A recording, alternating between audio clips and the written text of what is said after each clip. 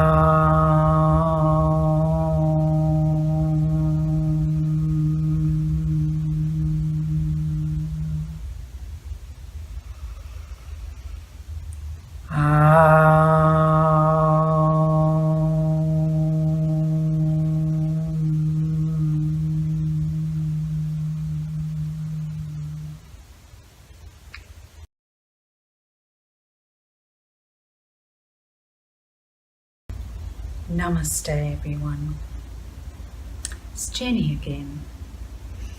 This is the second lesson on Japa Mala Mantra meditation that I am presenting to you. If you haven't already done so, I'd like to encourage you to view the first lesson as it contains the introductory information and skills that you'll need in order to progress to the next stage in this lesson. This lesson today is going to present two different aspects, so I've broken the lesson into two parts. The first part, we're going to be using the supreme mantra Om in various different ways for healing purposes. In the second part of this lesson, I'm going to introduce you to the second element of Japa Mala Mantra, which is the mala. We're going to have a look at the mala in detail, and we'll have a look at some of its history and symbolism as well. So to get started, first part, we're going to begin with the supreme mantra Om, and we're going to be using the mantra for specific healing purposes. So we're going to be taking the pure vibrations of Om into different parts of our body for balancing and healing. We're going to start with the lower body, from the feet through the legs up to the hips, and then we'll progress through the body until we reach our head. So I'd like you to take a comfortable seated position. The important thing is that your spine is straight. You don't have to be sitting on the floor cross-legged as I am, but if you find that's comfortable, then you can do that.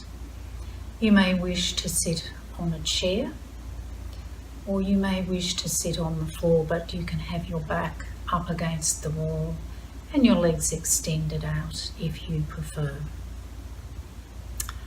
Try to maintain a straight spine throughout your meditation practice, as this will allow energy to flow more freely through your body. It will also allow you to breathe more deeply and slowly.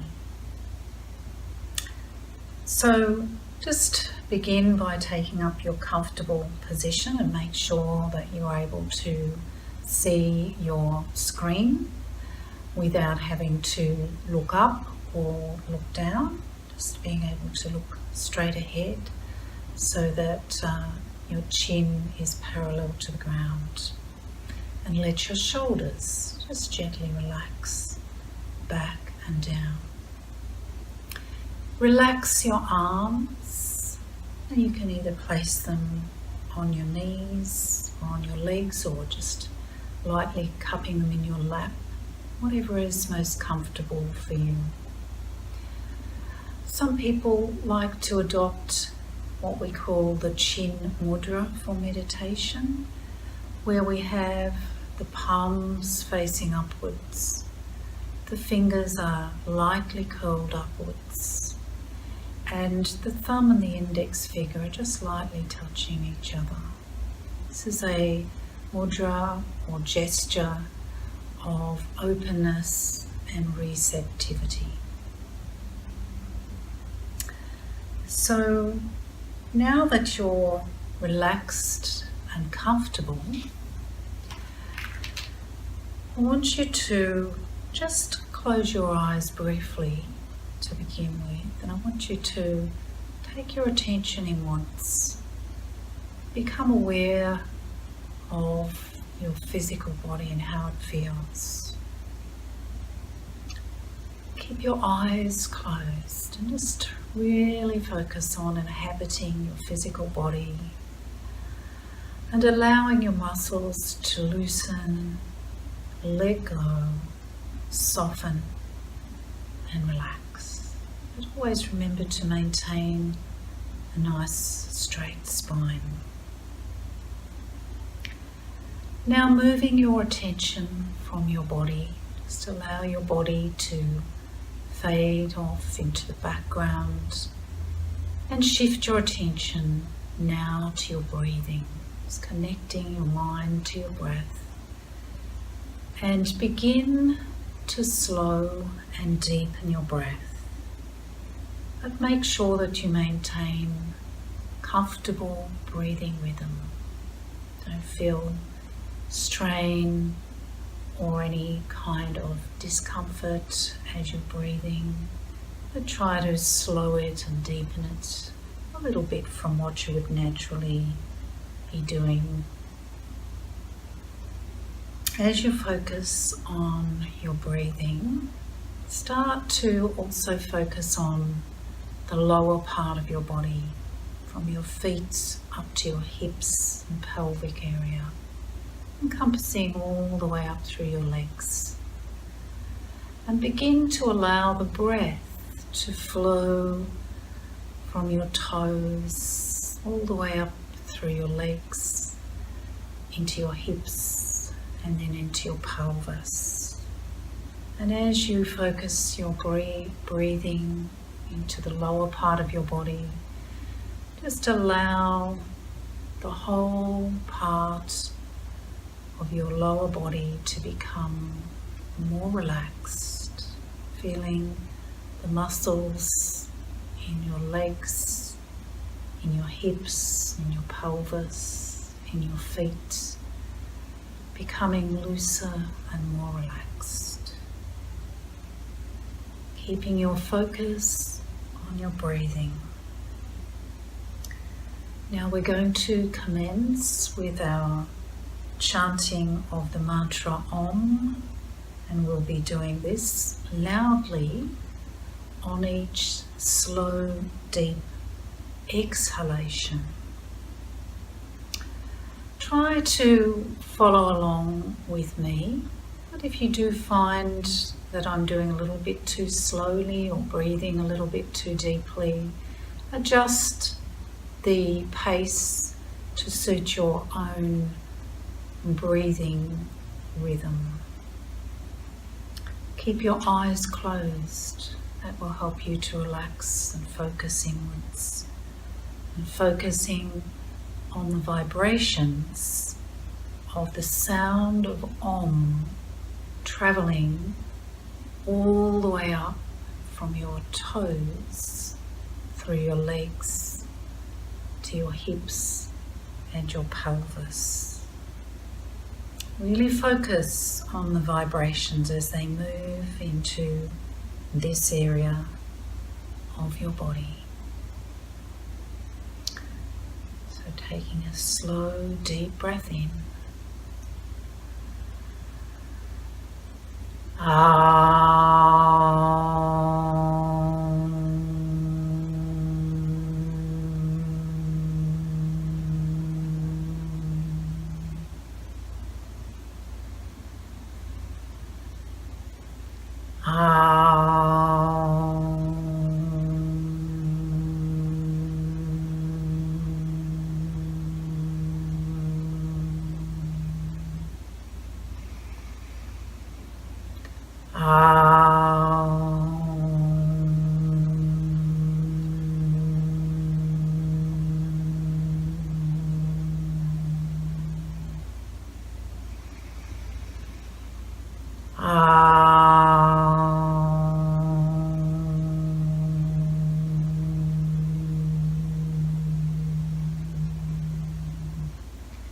Focus on the vibrations through your legs.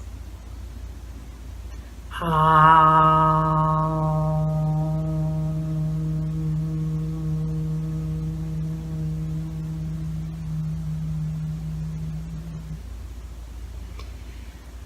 just relax. You can keep your eyes closed and continue to focus on comfortable, relaxed, slow breathing.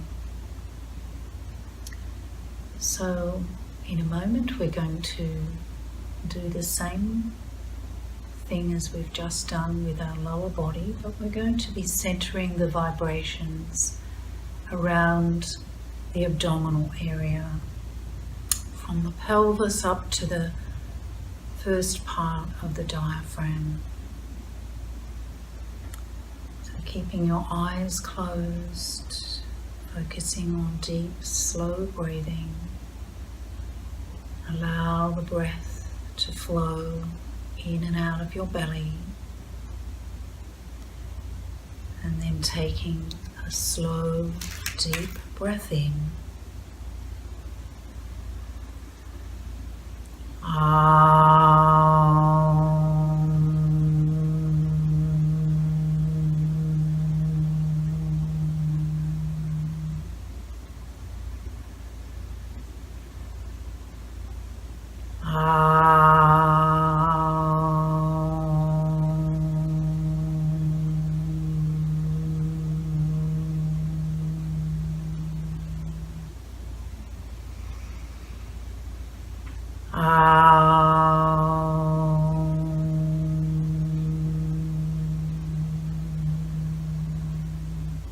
Focusing the vibrations into your belly.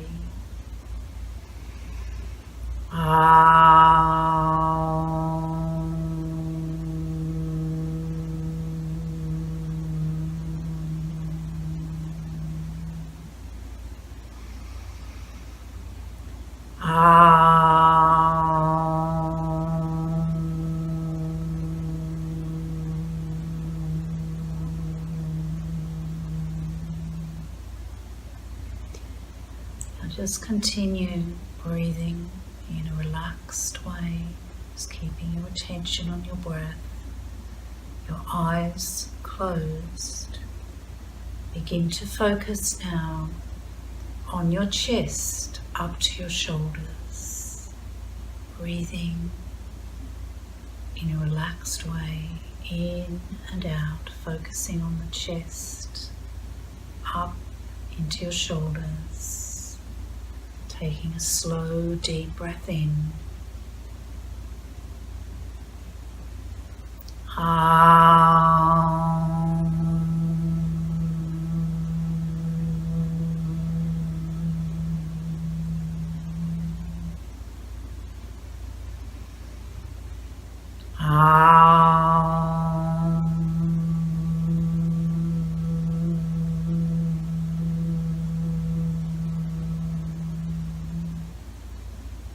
The vibrations in your chest, into your shoulders.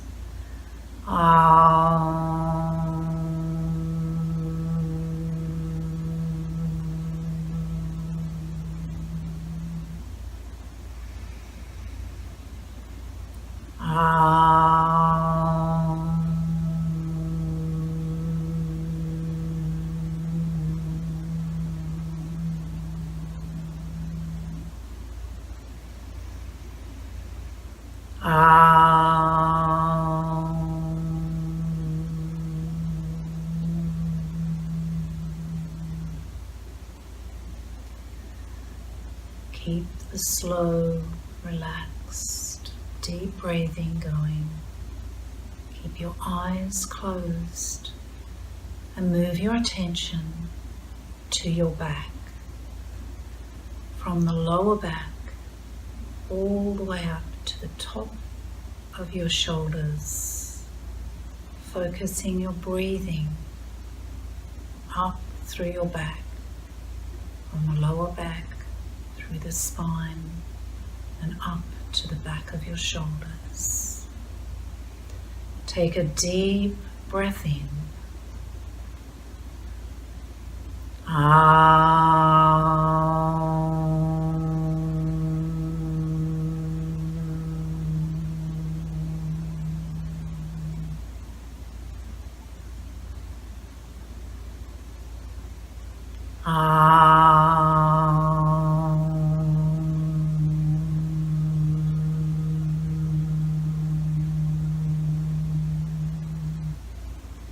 Focus the vibrations flowing up through your back.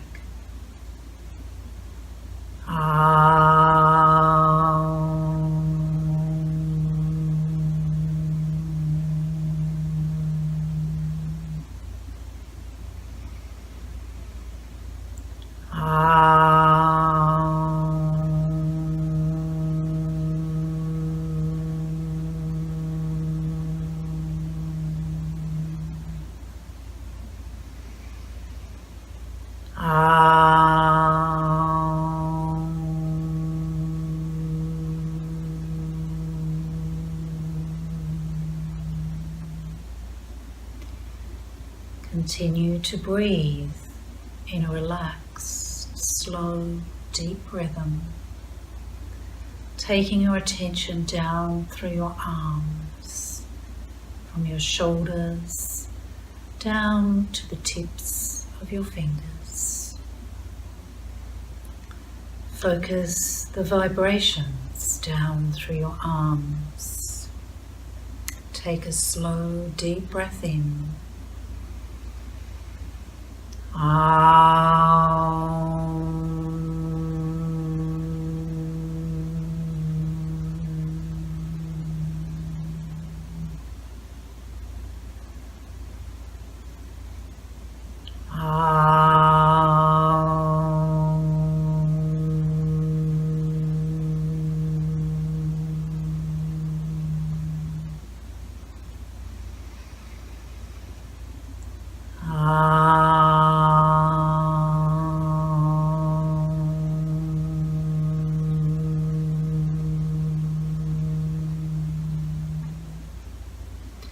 Allow the vibrations to travel down into your palms and into your fingertips.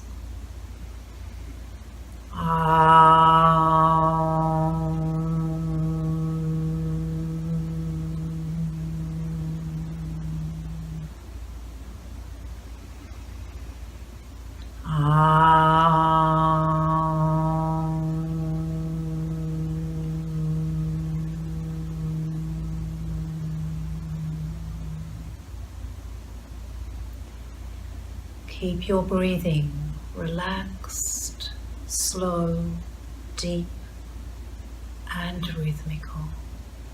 Keeping your eyes closed, taking your focus up through your neck, into your jaw, up over your face and down your head. Focusing your breath in your neck, your face and your head. Take a slow, deep breath in.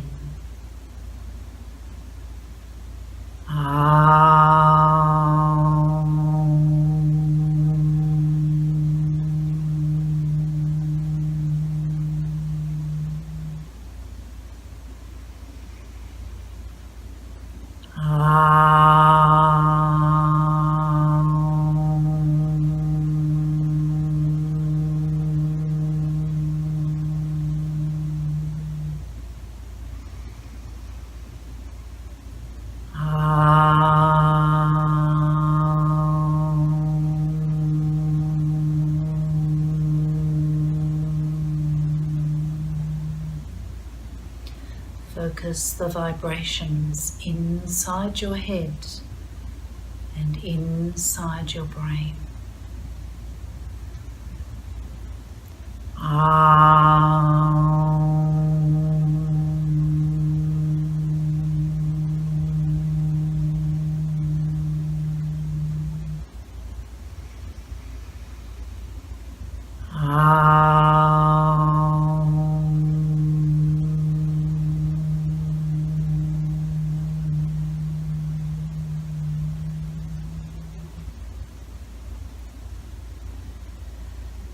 Your eyes closed for a few more moments and just listen to the benefits of this practice.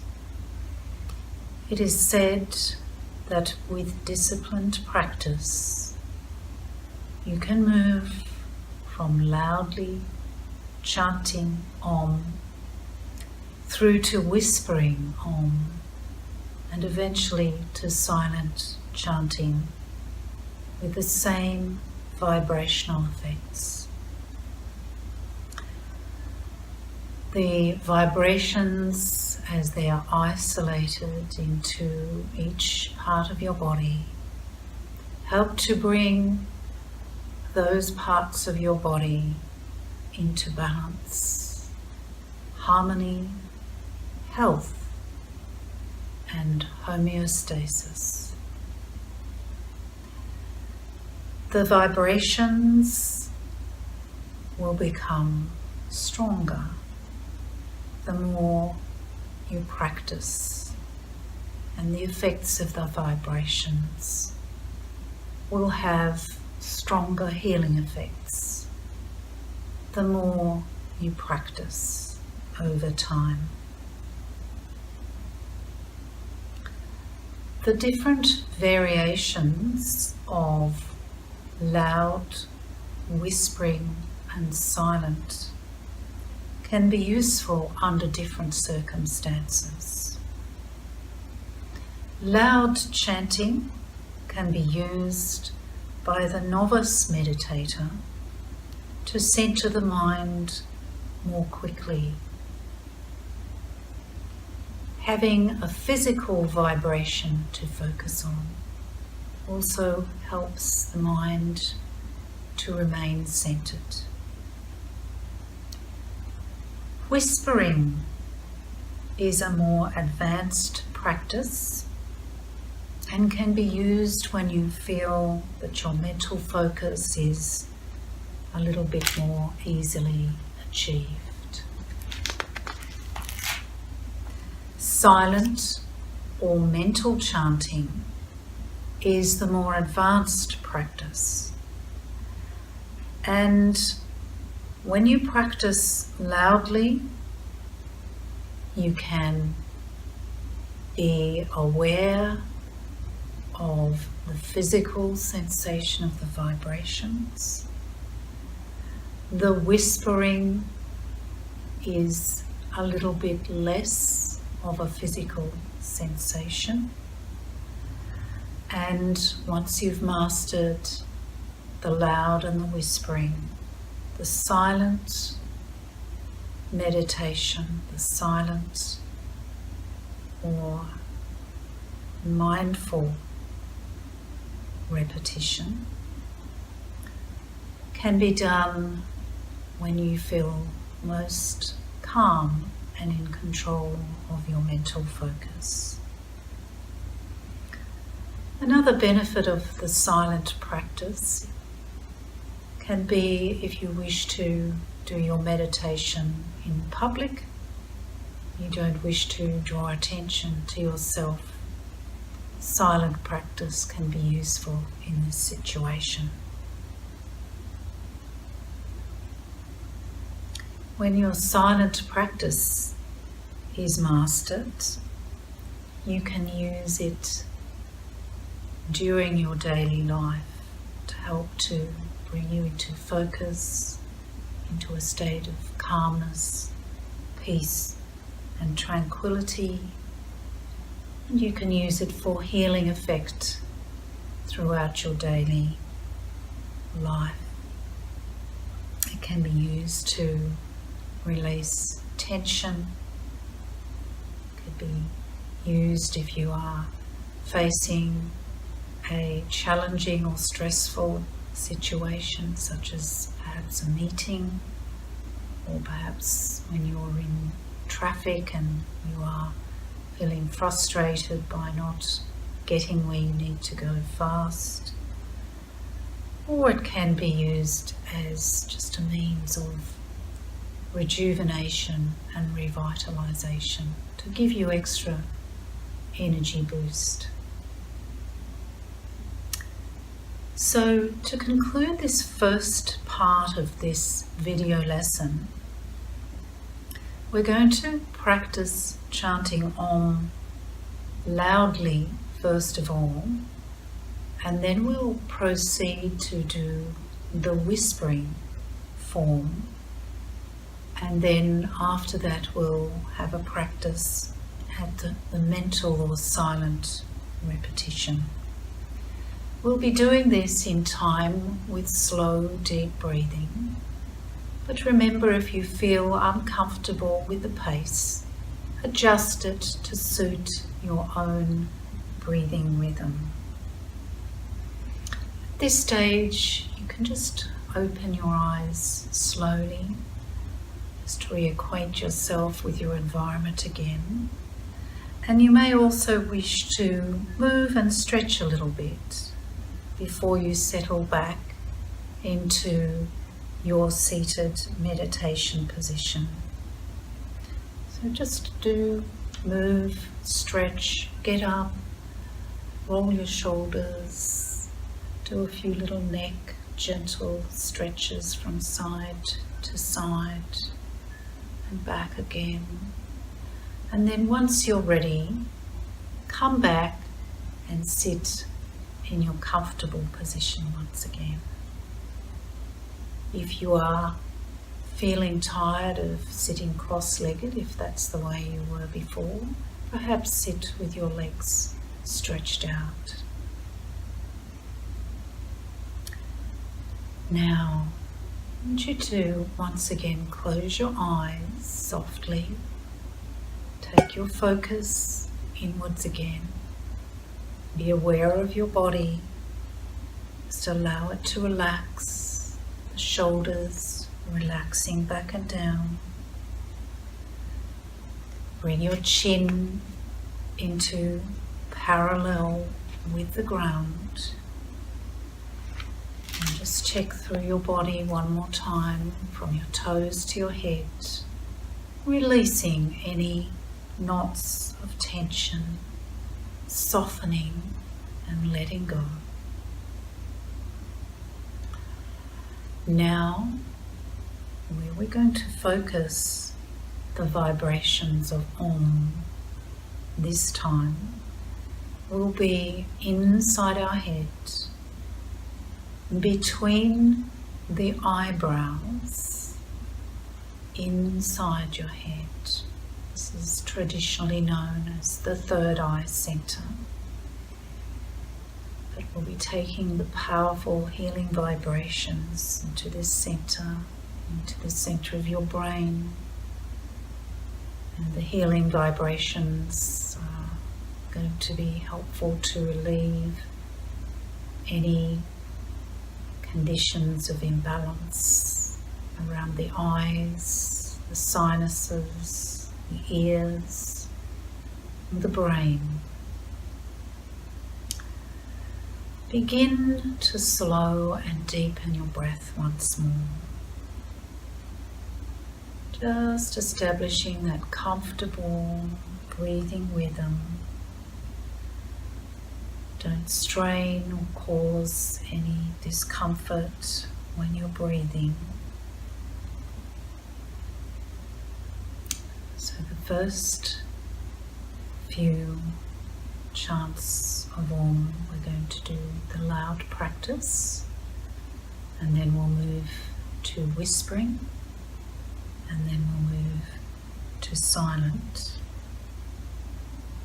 Keep your attention in the center of your forehead, between your eyebrows. Take a deep, slow breath in.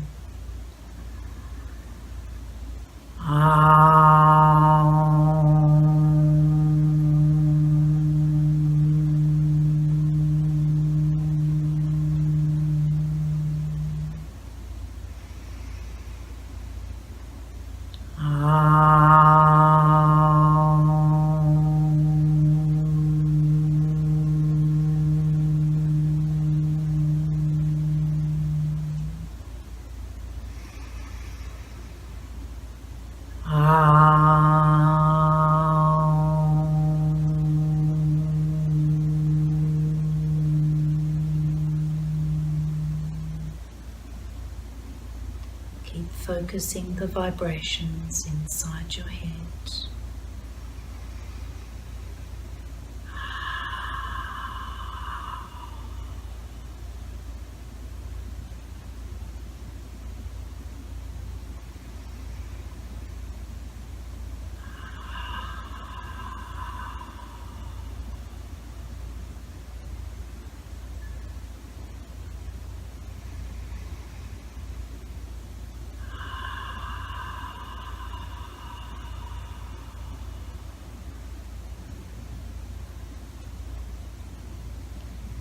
Now, silently repeating with each exhalation.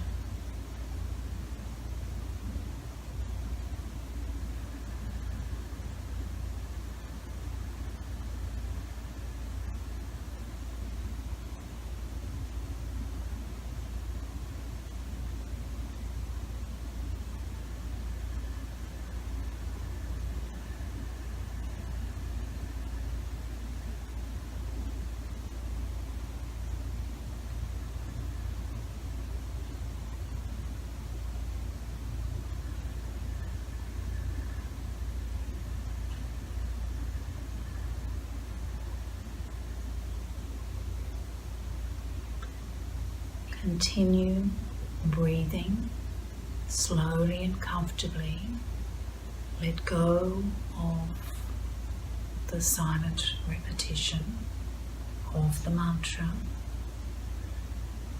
Keep your eyes closed softly. Finally, we're going to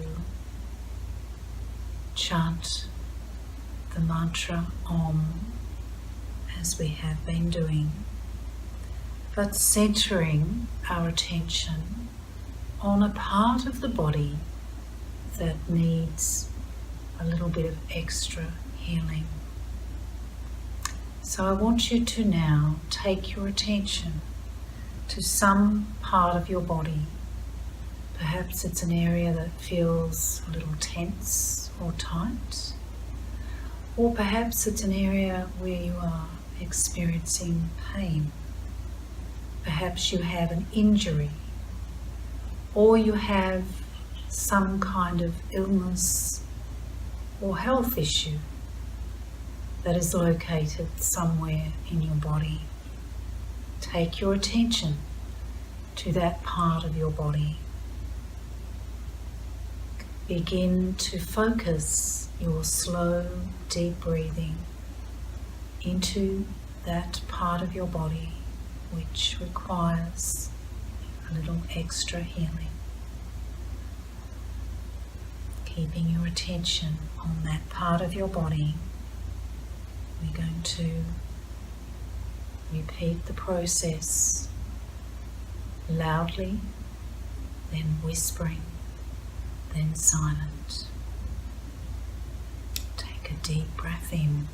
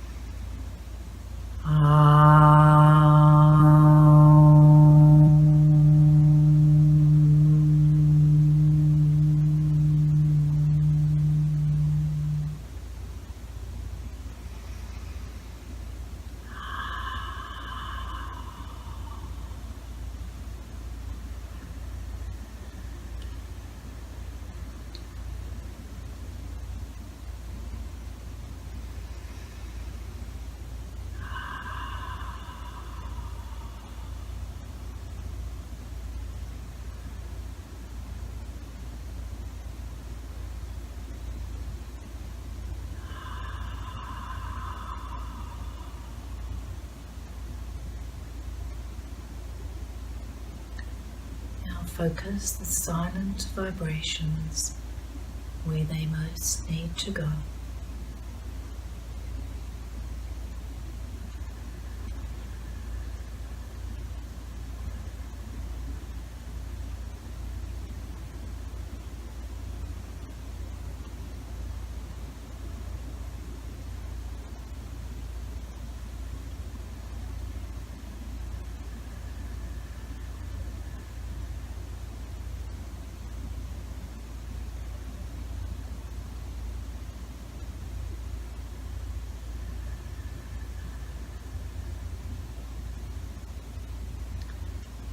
Let go of the mantra.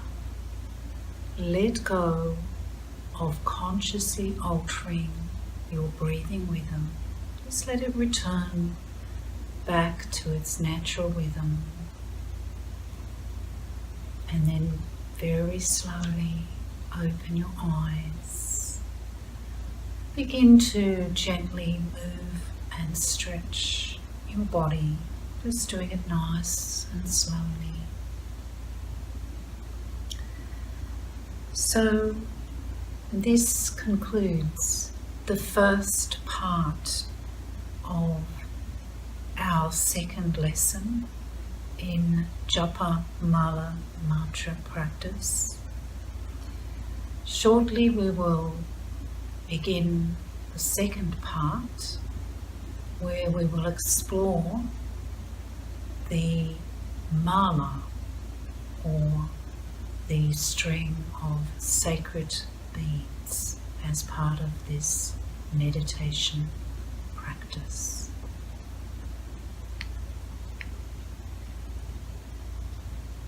Namaste.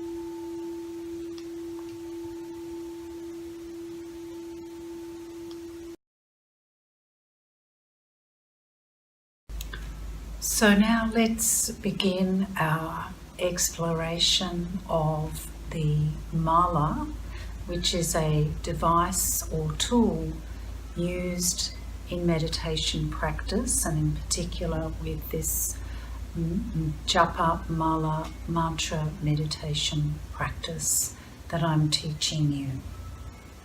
So we're going to find out a little bit about how malas can be used, what they comprise of, their history and symbolism, and it will provide a little bit of background before we actually start to use the mala, and I'll be then showing you in our third lesson exactly how the mala itself is used in combination with the practice of the mantra and the practice of the japa as well. So a mala is a set of beads, and they are a set of sacred beads to be used in personal meditation practice. The beads are strung on a string, and the string of beads is a tool that is used to focus your mind away from the normal, mundane, daily thoughts towards a still point. The mala can be used both as a mind instrument as well as a spiritual device. Malas have been used by many spiritual traditions and also religious traditions around the world, and they generally differ only slightly in form and function, but with the same underlying purpose, which is a physical point of focus to assist with stilling the mind enough to tune into a more subtle level of awareness. On a practical level, malas also serve as counting devices for the purpose of timing meditation sessions. They can be particularly useful tools for people who are a little fidgety, as they harness a physical action as a focal point for the mind. Malas are used in conjunction with mantras, which are chosen for their psychic and vibratory effects to help entrain the meditator's mind to a more subtle frequency. And these frequencies can have healing effects on all levels. I'm going to be using the mala as a tool, and before we actually do practice using the mala as a tool, I'm going to show you a few different malas and just explain some of the ways you might want to select your own personal mala for its particular healing benefits and significance to you personally. The particular mala that I'm going to be describing and using for these sessions is derived from the yogic tradition, and that is the one that I'm using because that's the one that I have myself have been trained in, being a yoga teacher. That doesn't mean to say that other malas or meditation beads are any less or better or worse. It's just the particular version of the tool that I'm going to be using in this series of videos. So the mala itself is a string of beads, and the particular yogic one is the string of 108 beads. This is an example of one here, and you can see that it has the beads and they have little knots between each bead. Some malas don't have the knots between the beads, and it's purely preference as to whether you get a mala that has the knots or doesn't have the knots. I find the knots are a little easier to distinguish when you're passing the beads through your fingers. And also another advantage of the knotting is that it tends to strengthen the mala so that it doesn't break with continued use over time. This particular mala that I'm holding in my hand, which I'm going to give you a little close-up of very shortly, is a sandalwood bead mala, and it's in the yogic tradition, so it's got the 108 beads on the string, and it has a little extra guru bead, or sometimes this is also called the sumaru, with a tassel that hangs from it, and I'm going to explain a little bit more about that to you shortly. So for the third video in this series, I'd like you to actually get yourself your own mala so that you'll be able to use it. You don't need it for this lesson, but in the third lesson, the next lesson, we'll be working with the mala. So if you can go out and choose a mala for yourself, it doesn't have to be an expensive mala, but one that is in the yogic tradition, the 108 bead mala with the sumaru and the tassel, that will then you'll be able to use that for our next lesson in this series. So here we go. So just a little bit more of a close-up of this beautiful sandalwood mala. Sandalwood is a very precious wood, and traditionally the sandalwood trees of India were used, but they're becoming quite rare, and not many of them are surviving. So fortunately we're now growing sandalwood in Australia, and they have sustainably harvested sandalwood, and we can get sandalwood beads in that way.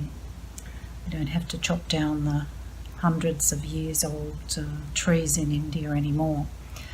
But this is the, as I said, it's a 108 bead mala, and we have all of the beads are round and knotted in between, and then in the middle or at the center you can see is a little bead that has a tassel attached, and that is called the sumaru, the little extra bead with the tassel, or it's sometimes called the guru bead.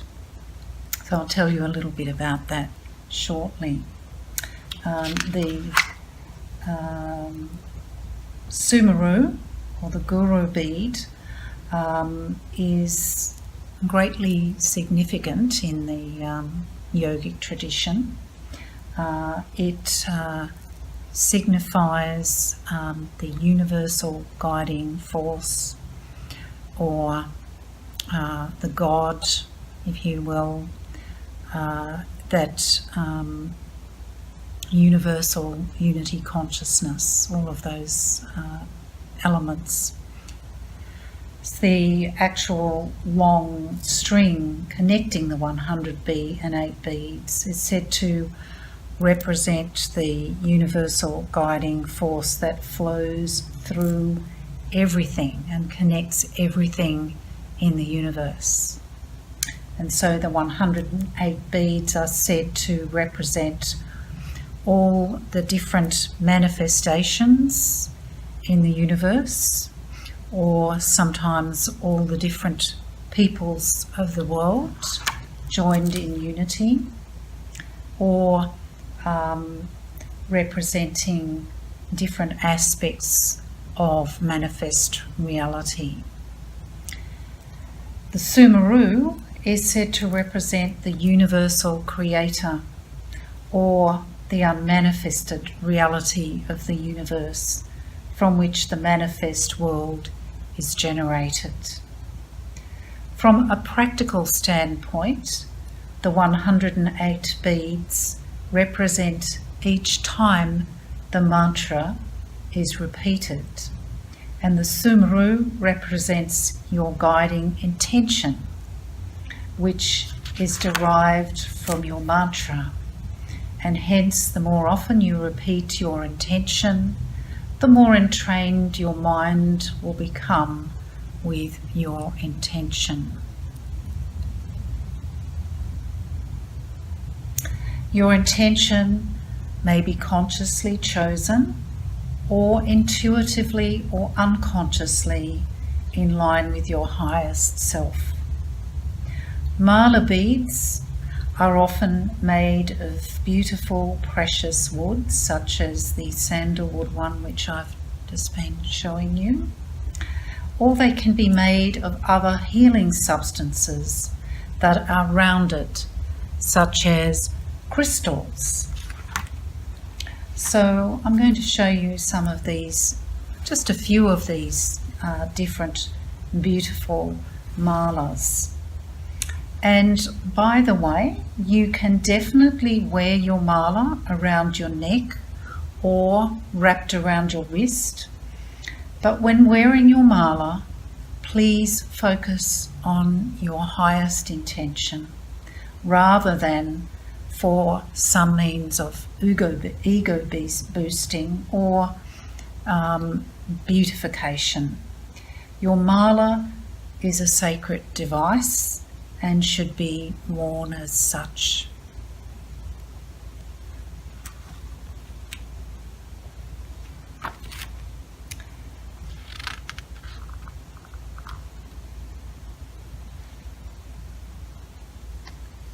So the first mala that I'm going to show you that is made out of crystal is the other one that I've been wearing in this video series. This one is a beautiful crystal mala. You can see again 108 beads, round beads, and there is a larger bead in the centre with the tassel hanging from it, which is the Sumeru or the Guru bead. So this particular mala is made of very dark crystals, and some of the crystals here are black tourmaline and larkovite and an onyx guru bead. And all of these stones are very grounding, and they're useful when working with the base or root chakra or energy center, especially for cleansing away negativity and facilitation of connection to the stabilizing energy of the earth. Black tourmaline is a great negative ionizer as well, and can clean the air of electromagnetic frequencies and too many electrical energies in the atmosphere. And it's just a close-up of that guru bead, and the beautiful larkovite being the greyer tinged one, and then we've got the darker one being the onyx, and also the black tourmaline. So if you were particularly wanting to ground yourself, to stabilize yourself, to bring yourself into greater harmony with nature, then this would be a really good mala to work with. It's also just slightly heavier, but not overly heavy. And the beads are also a nice size, being 8mm beads. Some of the beads differ in size. Generally a good bead to work with is an 8mm bead. Most hands that will suit. People with very delicate small fingers perhaps sometimes might use the 6mm beads, and perhaps people with larger, perhaps chunkier fingers may prefer a slightly larger bead, perhaps going up to 10mm. So black onyx will give strength, both physically and mentally. It provides support when going through grief and other life challenges. It is soothing, at the same time promoting resilience and robustness. So that's the grounding mala. Now I have another beautiful mala here that I'm going to show you, which is a particularly good one for not only the heart chakra, but also again for the base chakra, the root chakra as well. So this one here has got a particularly beautiful Sumeru. Just give you a little bit more of a close-up of that. Beautiful pink tassel and an etched clear quartz crystal guru bead. So I'm just going to find the section where I can give you a little bit of information on this particular mala. So this mala is made up of crystals, but it was also made up of carved lotus pods as well. So it's or carved lotus seeds.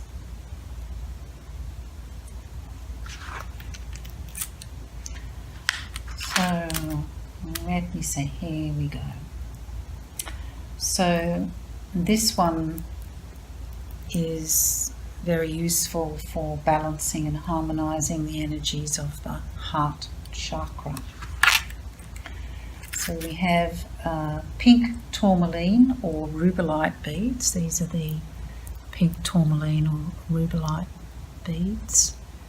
I should see if I can just make them come a little bit more.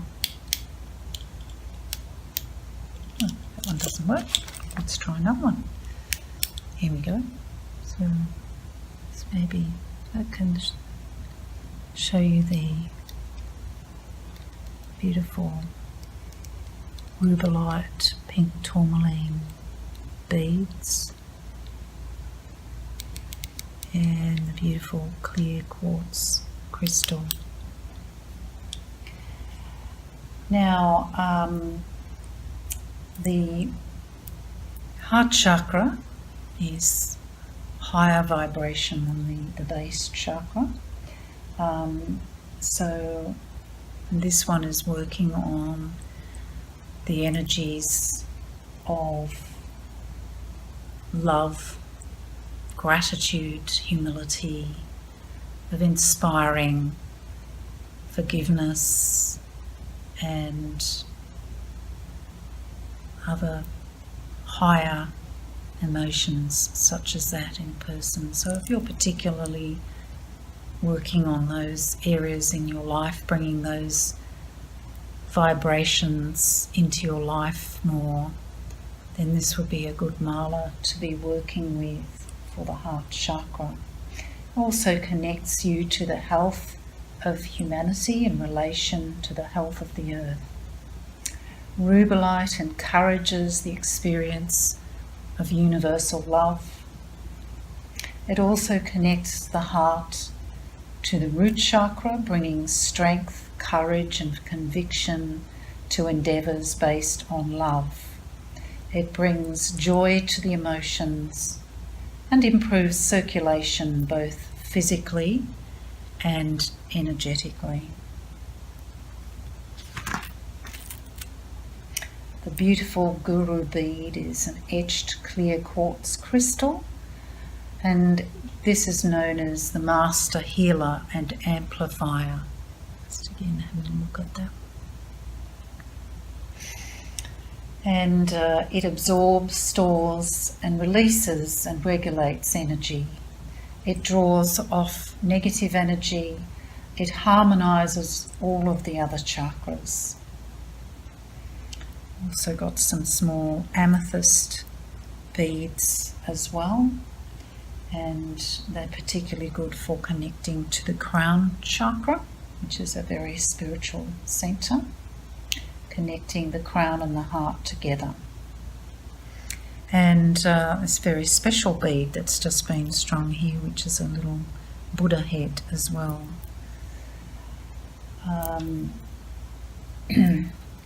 So that one is a beautiful chakra for working particularly with the heart. Beautiful mala for working with the heart chakra. So there are many options. For the purpose of this course, we're using the long 108 bead strand, but you can also get little mini malas if you wish to wear them on your wrist, and just while you're out and about doing little mini meditations using a wrist mala, then you can purchase the little mini ones. And these ones are also, that's the sandalwood, and this is actually a rosewood one.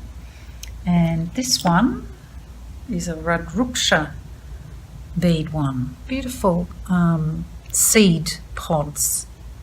And quite often you'll also find the 108 bead malas made out of these beautiful seed pods called Radruksha seeds. Very sacred seeds in the Hindu tradition. And we've also got some little Radruksha beads on this. This is another 108 bead mala. It's got a beautiful agate, purple agate stone and purple tassel for the Guru bead. This is actually a mala that's made out of lavender jade and beautiful soft lavender colour with the little Rudraksha seeds as well. So it's got the higher spiritual element in the lavender, which is associated with the crown chakra particularly, but also the Rudraksha seeds as well, for both grounding and connecting to the higher energies, vibrations as well. And here we go. Here's one that is made out of carnelian. This one is, again, it's a 108 bead mala with beautiful carnelian beads, and it has little spacer beads dividing the mala up equally, so you can know what section of the mala you get to. I'll talk to you a little bit more about that later on. And we have this beautiful Guru bead, which is made out of a little turquoise and brass mosaic bead and another little tassel. Carnelian is a crystal or stone. It's a vibrant orange colour, orange to red colour, and it's very useful for working with the pelvic chakra and also the root or base chakra as well. That one, again, also very beautiful mala as well. So some of the malas you'll find you can purchase them on the internet, or you can go to some of the alternative shops and new age shops, crystal shops, and you can spend quite a bit of money on a mala, but you don't have to. You can spend only a few dollars on a mala if you want to. Just go on the internet and see what your budget will allow you and what appeals to you as well. So here we go, that's the little lavender one with the beautiful sandalwood one. It actually smells beautiful as well, sandalwood, and so you've got the sense of smell as well as that beautiful sense of the wood as you pass that over your finger. And then the black tourmaline larcovite for the base chakra, and the rubellite and the lotus seed for the heart chakra, and the carnelian for the pelvic chakra. And you can get malas for every chakra, or you can, some companies will sell malas that work on balancing all of the chakras. This one here is one from a company called I Love Chakra. This is another one that's particularly good for the heart chakra. It's got both the greenish turquoises and the pink crystals, and they always have a very cute little guru bead. I don't know whether you can actually see that, but it's called the Happy Buddha, and it's a clear quartz crystal, and let's try and get my torch to work. Shines.